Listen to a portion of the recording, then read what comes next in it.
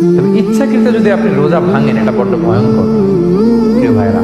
খেয়াল করে মনে রাখবেন যে ইচ্ছা করে রোজা ভাঙ্গার চেয়ে বড় স্পর্ধা আর হতে পারে না। কারণ এই রোজা রাখাটা কি রমাদানে ফরজ।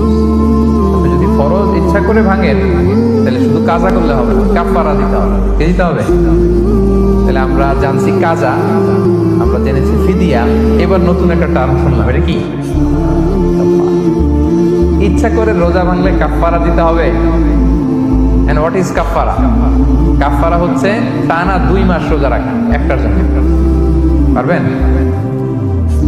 রমজানেরটা রাখতে তো খবর হয়ে যায়, কি বলেন? ইচ্ছা করে যদি কেউ রোজা ভাঙে তার কাজা কাফারা দুইটাই লাগবে।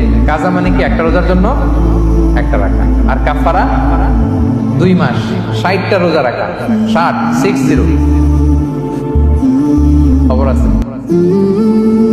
কিন্তু আপনি ইচ্ছা করে যদি রোজা ভাঙেন, এটার জন্য কাজা করলেন, একটা 60টা রাখলেন, 61টা রাখার পরে রমাদানের যে রোজা, এটার ফজিলত কি আপনি পাবেন? এটা আপনি পাবেন। এটা বড্ড ভয়ঙ্কর। আমরা যেন ইচ্ছা করে কেউ রোজা না ভাঙি। এই ইচ্ছা করে যদি কেউ রোজা ভাঙে, অথবা ইচ্ছা করে দিনের বেলায় যদি কেউ ফিজিক্যাল ইন্টারকোর্স করে, তখন তার কাজাও করা লাগবে, কাফারাও করা লাগবে। এই ভুল যেন আমরা কখনো না করি, মনে থাকবে।